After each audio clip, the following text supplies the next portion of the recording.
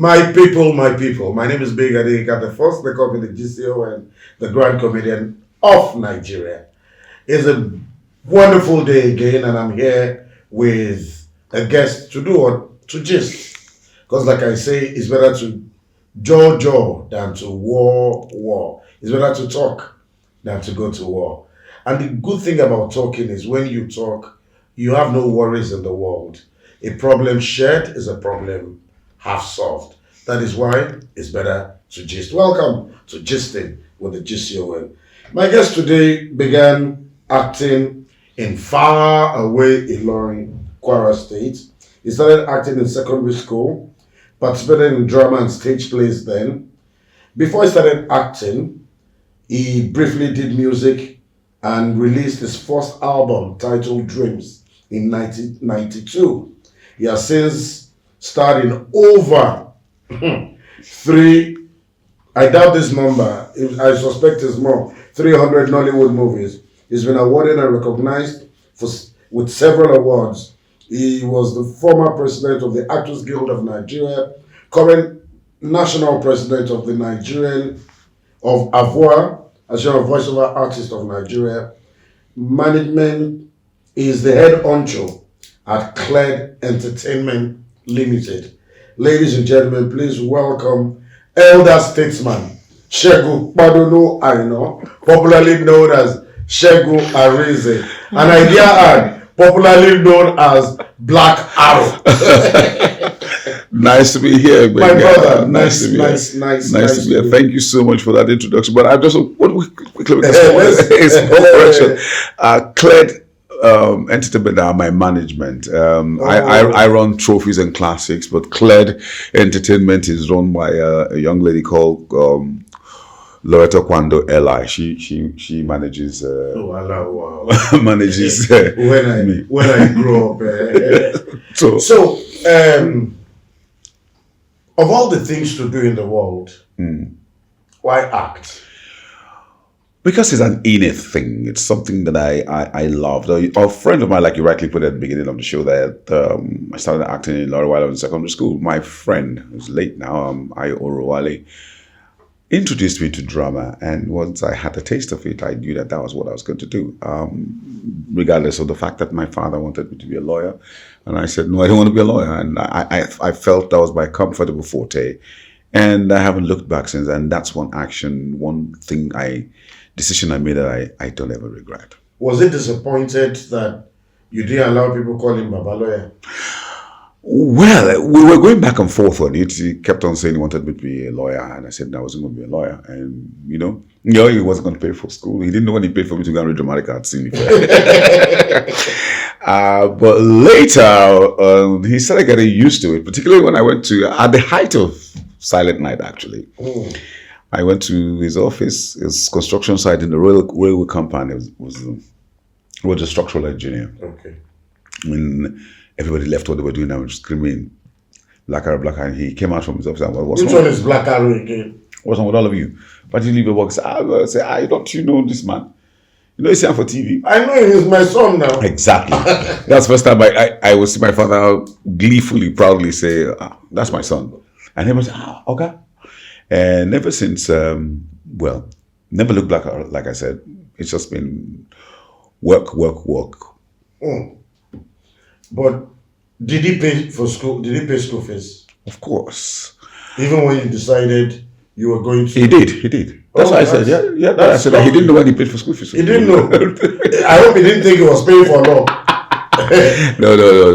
So because you returned the man. No. That's how it happened. And looking back, it was.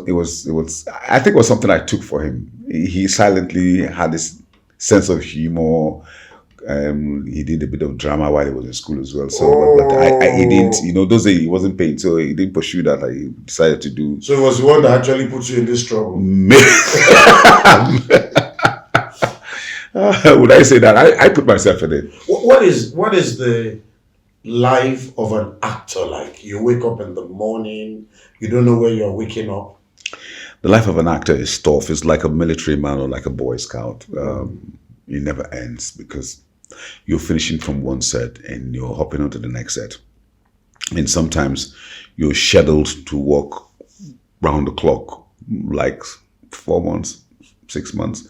Productions are just scheduled after you, and you begin to work like a robot. But you need to take control. You need to be in charge of it. And you got to that level. Sometimes it can be very frustrating for you because you need that rest. Everybody needs to, but you don't get it. So it became clumsy for me, and I tried to manage it all too, and that's why I went for this young lady now that's managing me, trying to streamline. Say, hey, look, from this time to this time we're going to work. From this time to that, and we're going to rest. One time, take this break.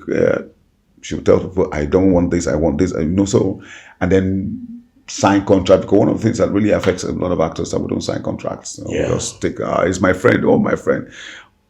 Are your friends? No, my brother. They milk you, dry you up, and then they just dump you. But now it's getting better. A lot of actors are getting conscious of that fact that, listen, you can't be slaving, working like an elephant and eating like an ant. It doesn't work well, because, and sometimes most of this work that you do, the producer just pays you one off and then runs the production for the next 10 years, airing it everywhere, YouTube, different channels, and you're off worse for it. You don't get no residual money, nothing whatsoever. No, the annoying part of that is that you're getting more and more popular. Yeah, you're getting more and more famous, but you're talking about, you're paying more and more money. Yeah, on the streets as you go along. So and then your pocket is not even aligning with those thoughts, and so you're just so popular, but your pocket is empty. And then a lot of pretense, Benga, a lot of pretense, because you want to put out a good image and you're smiling but you're suffering. And I said, no, we won't do that. You've got children, you have a life, you have a wife, you have kids, you've got bills to pay. And listen, if you don't ask for it, you don't take it, nobody will give it to you. So you've got to take it by force, Well, that's how it is. So for me, it's a lot of work, quite a lot of work. I saw something this morning that really touched me. So life is on a roll. It's like a toilet roll, Some people use it, and then the next thing people put bullshit on you. Yes, and you've got to wipe it. And you flush it. You flush it. So take them, keep them aside. Learn to separate work from friendship. Listen, I'm a professional. We'll finish here. We agree on this. Finish our work, then we'll go to the bar, go to the restaurant, have a good time, and go wherever we want. I can even buy you a drink from the money you paid me. Exactly. But pay me. Exactly. But you are practically on set. What is the worst thing that's happened to you on set? The worst, the absolute worst. A lot of things have happened to me on the set. I can't even begin to count them, because it's crazy. From falling down, injure yourself, to missing your lines, to going on location and missing the way, to trying to get on set and getting late. I'm not just getting late there for like 30 minutes or 1 hour, but getting late on set for like over 3 hours. And once you come in, everybody's looking at you like, what you did? You kept us. And some people form their opinions from there and think that that's how you are. They think you're irresponsible and all that. And then sometimes you come on set and they give you a call time, you come there and the production you're waiting for people like forever.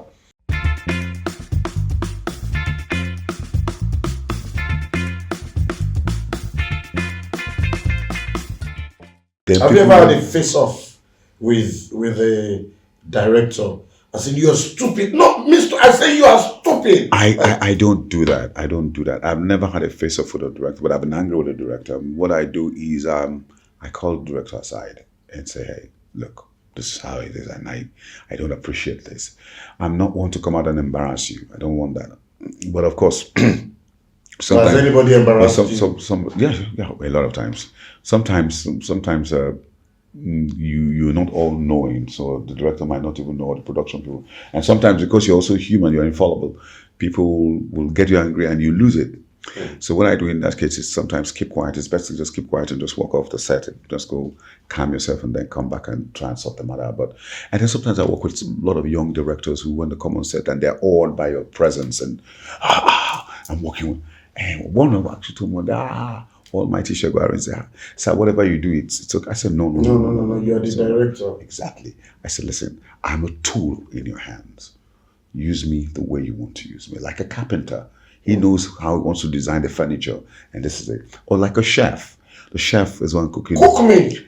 He has all the ingredients. Tell me, how do you want the taste to be? Okay. So I don't allow it get into my head that because I've achieved so much in my life as an actor and a director, and I'll say, okay, I'll load upon you.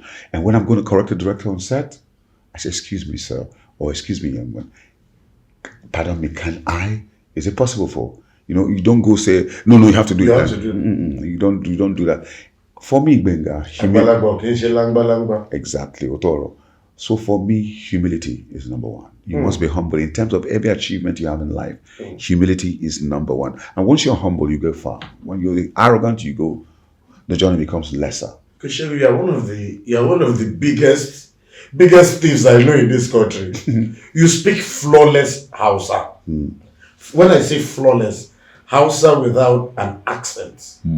You speak Yoruba without an accent. You speak Igbo. You're a big thief. How were you fortunate? That's the right words. How were you fortunate? I guess because my father was also nomadic in his work. He was always, I wouldn't call it globe-trotting. It was state-trotting. Kept on moving from one place to the other. And by the way, my father's mother was Igbo. Oh. My grandfather's mother was Igbo. My father married Igbo. I married Igbo, broke up, married Igbo again. And so it just went. And then we were in the north. We lived in the north for quite some time. But your Hausa is it's not the Hausa of a learner. Yeah. You must have an ear for languages. I do have an ear for languages. Because I've heard you speak Hausa and it is clean, crisp Hausa. At all. In that came. I told him,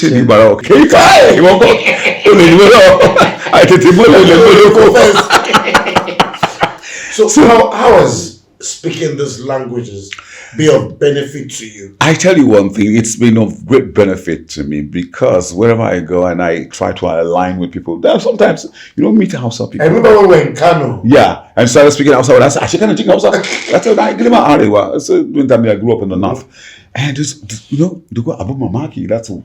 I remember wonderful. Who was it? Was it the permanent secretary? Yeah, in Kano, right? In Kano took a liking to you like. But I think it's amazing. So when you hear talks of this country is not working, we have to break this country. How do you feel? I feel they are being ridiculous and being silly. Yeah, I understand. So where would you go? Your grandfather is listen, I believe in total integration. Listen, this country cannot listen. It cannot break. The country cannot even break. Make we forget that thing. They say long. We can't break. You see, we have over mixed. Do you know the number of Igbos in Kano, in Kaduna? You go to Tudunwada. Do you know the number? Or Sabo in Kano. Do you know the number of people in Lagos? In Lagos. Do you know the number of? Do you know the number of Yorubas in Onitsha? In Enugu? Or the number of Hausas in Nsukka that they even speak Igbo. Yeah, do you know that there are some Yoruba people in Benue, Jos, that speak terrible Yoruba? But if you hear them speak I served in Benue. I met quite a couple of them. The Yoruba, they speak one variety of Yoruba that has not been studied. Is very terrible Yoruba.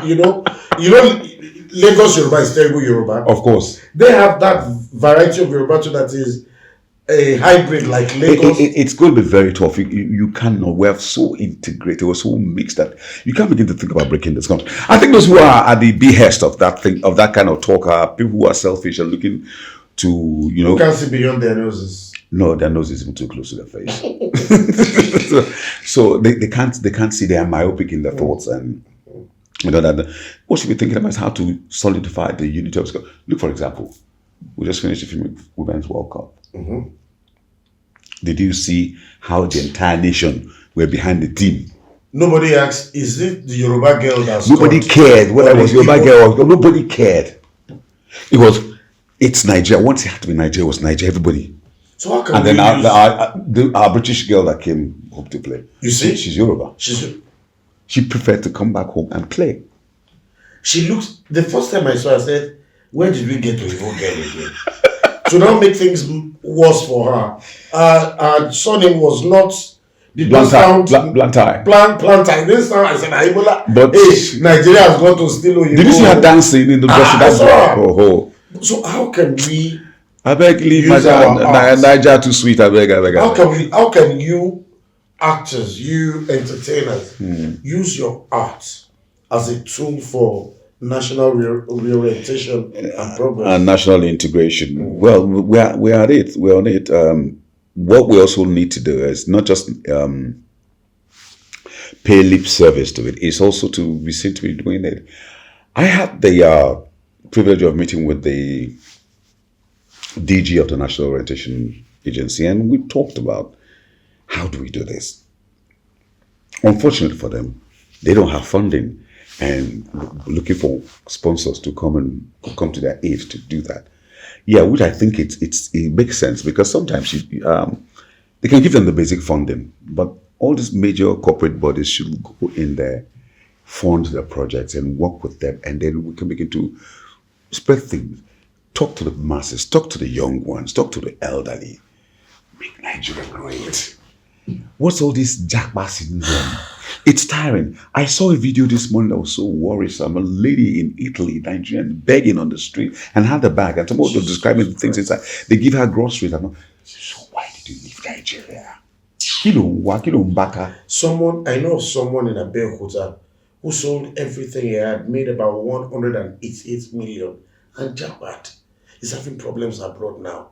If you can raise 188 million in Nigeria, why not invest it here? Why not do something? People don't think. That's why. No, it's not like they don't think. We also have to beg our people abroad to tell us the truth. They don't tell you the truth. They always make you feel like once you land, buy, bam, a year to that, you buy a car. Let me tell you something. We went to London one time for a show. I think you were on that show. So Julius Ago, we got there. Oh. We arrived in London, and all my friends were screaming, blah, blah, blah. I stayed in the house of one of my friends. In the morning, I had to go to work. Joe, do you have like £5 on you? He didn't even start there. I picked £5. I went and I bought gas. I went to the what's that market? Tesco. Not Texco, the one where near Thamesmead. Oh, that one very close to us. Yeah, that one near Thamesmead. There's one market there where you had this Yoruba guy selling amala. I went to buy meat from those people selling halal. Then saw the Nigerian market there. Went to cook. It got to a point I just told my, when I'm in London, I'll get a place for myself. And that's exactly what I was. So when I got into London, I get a place for myself. I get a self-contained with a kitchen. I just stay there and cook and do whatever. Because I came to rest. Somewhere around Plumstead. Between Plumstead and it was a cracker. Woolwich. Woolwich, yes. Or like non-travelers call it Woolwich. So it's crazy. And you tell me that you leave this country to start doing menial jobs. Why can't you even do those menial jobs here? See, I don't even have anything against you doing menial jobs abroad. But why don't we start a culture of doing menial jobs here in Nigeria? We have a lot of train stations open now. Why can't we say, okay, you know what? Let me clean this place. But you here know me, is it beneath me? I don't mind you going to school there. It's fine. Go school. You can go to school anywhere, but come back. Do you think Nigerians like schooling like that? You think it's because they like schooling? Well, let's say something else. Now, you said earlier that your first marriage was to an Igbo woman. What happened? I don't want to talk about it. I want to talk about it. Out of respect for her and her personality. Okay, what did you learn from that? Well, what did I learn? Learn to be accommodating, learn to communicate. Just communicate. And then again, I think, looking back at it, I think we just were not ready for it when we went into it.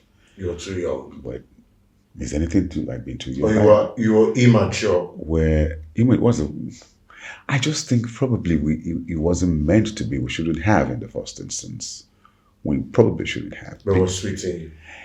Well, I was in love. I won't lie to you. I was in love. I remember my dad telling me, "Don't you think it's just too early for you to rush in? It's just 1 year of you and this lady starting. Why don't you give it time?" I said to Dad, I love her.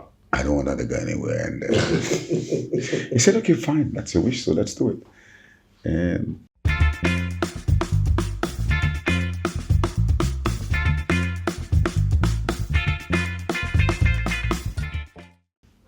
So what the elders see, sitting down. you don't see, but I don't blame her. I don't blame myself. But did that scare you about the marriage institution? Did it delay you from taking the plunge Did again? it delay me? Yes, it did. It delayed me for 13 years. How many years? 13. I was in the wilderness. Were you Were scared? I was groping. It was a potpourri of everything. It was just a potpourri of everything. It was a mixture, fear, anger, frustration, and all that. But I remember the year I told myself, it was January of that year, 2007. I said to myself, Father Lord, I've had enough of this. Cooking for myself. Settle me, find me a wife. That first January, I cried unto God and said, I'm tired. And that January, I went to a wedding, Two Faces manager. Then there was wedding. I decided to be MC. Got there. Trust your brother Julius Agwe was also co-MC. And then I saw this lovely, fine lady in one corner. And they gave me her name. Let's call her to come and help in cutting the cake, in supervising, in that wedding. And then we called her out. And then Julius went with his big mouth. My brother, they look for wife. I said, Julius, what's wrong with you? And the funny thing was that I came out of the car with my PA then, and she was walking with her auntie. Okay. She caught my eye. And I was looking at her, and then auntie now, look at Segun Arinze. And I heard her say, what's wrong with you? Why are you embarrassing yourself? And they walked away. So I just left it. So at the end of the whole thing, I asked my PA to Collect her number. My PA came back, said they couldn't buy her. I said, So I summoned the corridor, I walked up to her and I said, how are you? And she spoke this nice, lovely English. I said, did you school abroad? She said, no. I said, can I have a number? She just put her hand in her bag, dipped her card out and just, from my mind, I said, what in the worry this one? And I took the number and I called her once and that was that. And she gave you attitude. No, she now called me later and said, is that how you do? You call people and you don't call them back again? And I said, no. So I called her and we went and we had dinner, we talked and the rest is history. Today we're blessed with 3 lovely kids. But wait. And she's such a wonderful, wonderful soul. But wait, you these MCs, I don't understand you. They contracted you to MC. And guess what? The funny, let me tell you a beautiful thing. I've not finished my story. I'm going to tell you my story. Okay, go on. The person who went for the wedding is Two Faces manager. Two Faces of that. What's her name again? The guy, their manager now. Efe? Not Efe. Two Faces manager when he was in Plantation Boys. Oh! Hey. No, we'll remember the name later. Okay. But she happens to be his cousin. Oh! And just the end there, she also happens to be Charlie Boy's cousin. So, from Oguta. And that's how.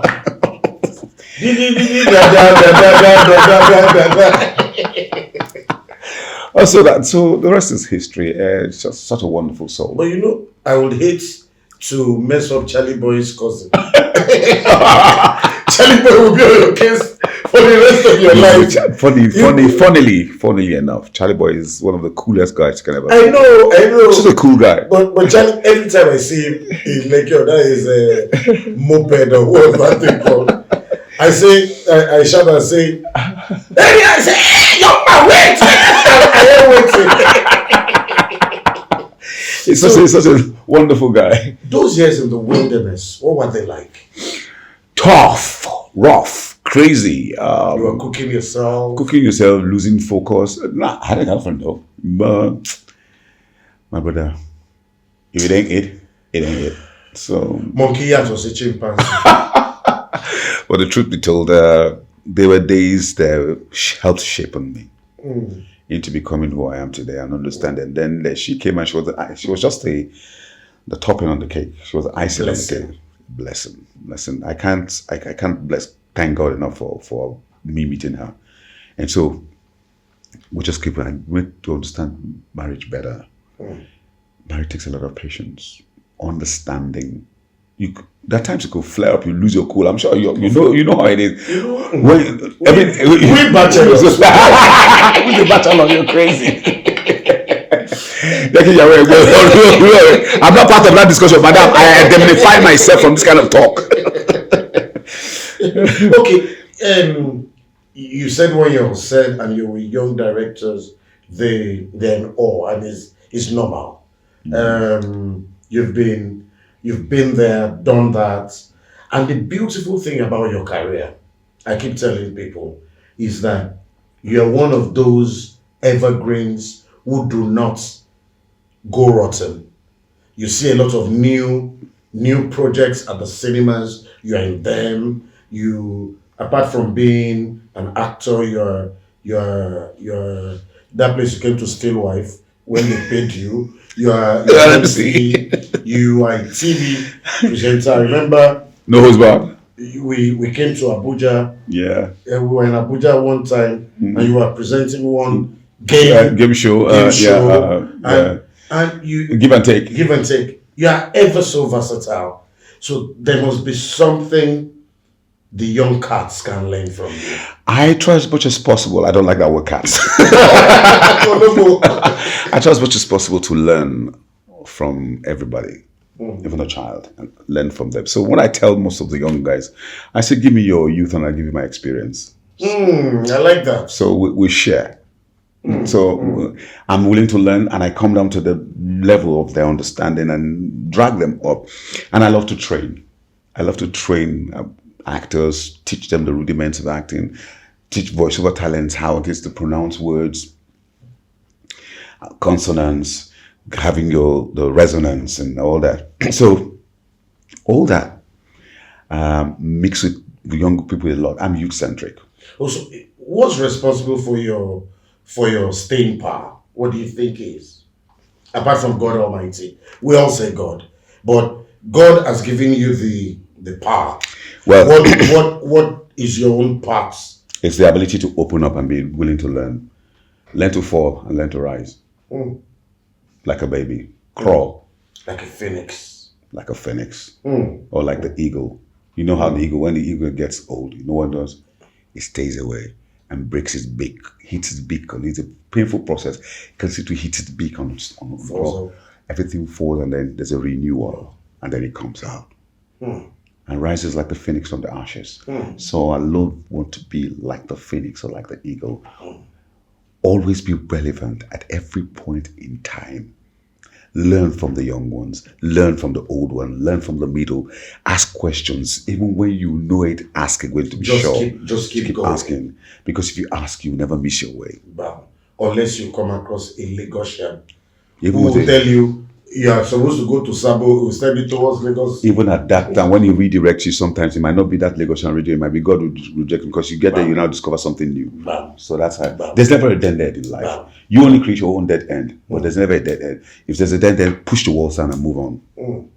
That's for me. Tell me 5 things those people out there watching you don't know about you. 5 things.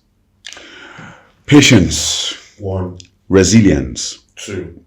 serving. Don't tell me, I don't want to Yibo. Yeah. Tell me things they don't know. You'll be surprised that everybody knows Segun Arinze. But I can tell you that a lot of people don't know that Segun Arinze is from Badagry. Is that what you want to know? Yeah. They Tell me already- 5 things people don't know about you. Okay. I'm from Badagry. No, that's not part of the 5. I revealed that one. Patience. No, I don't want Resilience. patience. I don't want passy, whatever. Okay, Segun is a singer.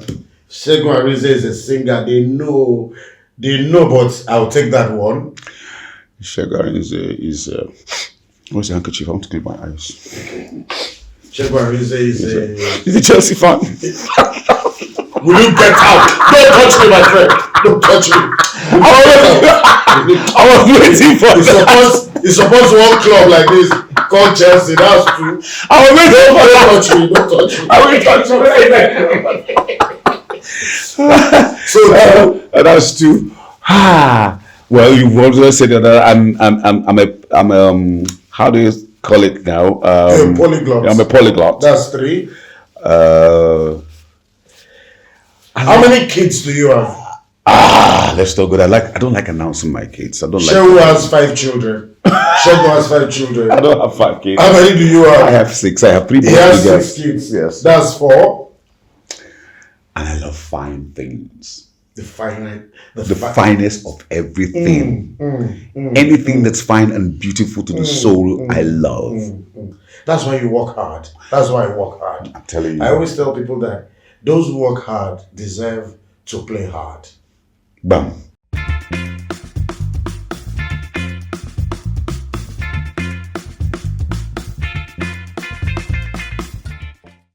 Have you had any regrets? I've spoken with a lot of people on this program, and the worst answers I've gotten is, I hate to have regrets. Whatever I've done, I've done. I hate that reply. But the honest truth. Okay, so tell me, But it's the honest truth. You give it to me again. No, but I'm telling you, but it's the honest truth. Okay, it's the honest truth. What's your regret? Learn from every regret. That's it. For as far as I'm concerned, because let me tell you the truth, regret is a burden. It's a heavy load. Just like hatred is. Yeah, it's a heavy load. Travel light. What do you need it for? At the end of the day, we're going 6 feet under the ground. Bam. Nothing more. Bam. I just saw something with Nusa that's going viral. He went to the cemetery. I saw that too. It hit me. I didn't know when tears came out of my eyes. He was there. You know, it looked like he was making fun, but he was telling you. It was a home truth. Was saying, at the end of the day, look at everybody's cemetery. Do you know how many people the ground has eaten? And then I'll start carrying people on my head, regretting. I don't need it. Travel light. You don't even know who they go meet for that. Of course. Travel light, leave them. You know, it makes sense. So regret for me is a burden. Let it go. You did a lot for the late president, the former President Goodluck Jonathan. Yes. You were in the forefront of artists. Yeah, campaigning for him. Do you have political ambition? Everybody has been asking me that. Do you know, I was coming here with my son, and the next thing they asked me is, Dad, why are you not thinking politics? And I said, no, I don't want politics. Why are you not thinking politics? Your son can't be wrong. Yeah, look, Benga. Leave politics for politicians to play. I'm not the type to play politics. Evil thrives when good people do. They say that a lot. Evil thrives when people. But the truth of the matter is, you get in there. Listen, there's always a smear campaign. No matter how holy you think you are, somebody somewhere has dirt waiting to pour on you. Somewhere, somehow, somebody has something on you that you don't even know, and they dig it out and bring it and they mess you up. So why won't you put it? We don't play politics the way politics played abroad. It's clean, nice, and we're issues based. Everybody here goes to dig out one thing. They might even go and get one girl, say she's pregnant for you. They say the whole matter. That you are aborted. They'll pay somebody to say all sorts of rubbish. Hello, Abia Shawo. Segun Arinze give me belly for 14. You see all that kind of nonsense. You can imagine. So you find those kind of, you don't need those kind of smell. Live a good life. Keep your hands clean and all. You might not totally be able to keep a clean record all through, but try as much as possible. Keep 95% and leave 5% to chance. Let's take a break. What's your poison? I have water, I have malt, I have beer, I have red wine, I got brandy, I got spirit. What's your poison? Let me do water for now and leave poison alone. Water. We'll be back. Water is our poison.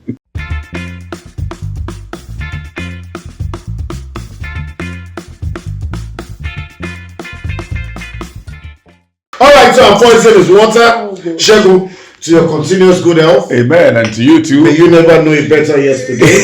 Amen, and I wish you all the best with everything that you lay your hands on. That God will prosper you. Amen. You've been so tremendous from everything that you do. Amen, Pastor. Pray for me.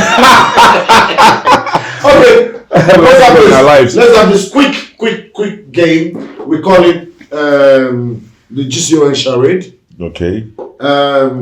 I have sand in one part of the sand glass. Once I turn it over, I have 5 things, people, places here that I will describe, and you get them before the sand runs out. Sands of time. Sands of time. Are you ready? Let's try. 1, 2, 3, go! It's the first university in Nigeria. UNN. No. I take it back. I take it. University of Ibadan. Okay. You can't get this because I didn't know how to describe him. He's a musician, uses a patch on his on his left eye. Not old school, new school. If you don't know, you just say pass. Pass. Two actors of the same height. Aki and Popo. She was a virgin when she became Miss World. So she said. She was a virgin as Miss World. What's her name? What's her name? Our Nigerian girl. What's her name? I don't remember. Okay, pass. She's a producer. She's a director. Oh, I left my microphone. So she's a producer. She's a director. She's from the East. You're fun. Okay. Ruga is the one I was expecting you to Ruga, say. yeah. Agbani Darego was one who was on my mind. Agbani Darego is the virgin. I don't want to discuss that because I don't know anything about that. I just know that she's Miss World. That's what she said. She's the virgin. Okay. Agbani Darego the virgin. So what makes it hard for you to believe? She is. She says she is. I'm just emphasizing that Agbani Darego. Quit emphasizing on it. Okay. It's the virgin I was talking about. And Virgin Records, Virgin Airlines. No, virgin human being is what she said. She then Uche Jumbo is the person I was trying to describe. I'm stupid. No, you're not stupid. But you described it. All right. So Segun, what would you like to be remembered for? I came, I saw, I achieved, and I left. At a very old age. If there's anything you'd like to change about yourself, what will it be? I would not like to say the kind of thing on camera. No, let me not say it. For the respect I have for people, let me not say it. But if there's anything I'd like to change in my life, let me leave it. I think I like the way I am right now. Gay. If there's anything you'd like to change about Nigeria, what will it be? Well, I like to change about Nigeria. I think we should go back. Somebody should hold the rewind button, take us back to 1960 and touch up everything that we need to clean, fast forward and bring us back here. So that would be like South Africa. What's that one thing you'd like to change about the world? It's a tough one. You can't change the world. But at least let's have relative peace. Man struggles too much for no reason. Segun. Yes. Segun, sing for me. Ha! I wasn't expecting this. The song don't run. We will bring her back. Okay, let me see. Anyone. We play the games that people play. We made our mistakes along the way. Somehow I know deep in my heart you needed me, 'cause I needed you so desperately. We were too blind to see, but then most of all, I do love you. Ba, ba, ba, ba, ba. That's Still. my guest singer, actor, multi-talented, multifaceted superstar. It's better to Jojo than to War. But you know what? The program is not over. I have to say big thank you to you. I called you like that, and you answered like. Thank you very much, Segun. Thank you so much. For being a friend, for being a brother. Oh, thank you. For being, and I hope you like this picture. Yes. Thank you for having me. Wow.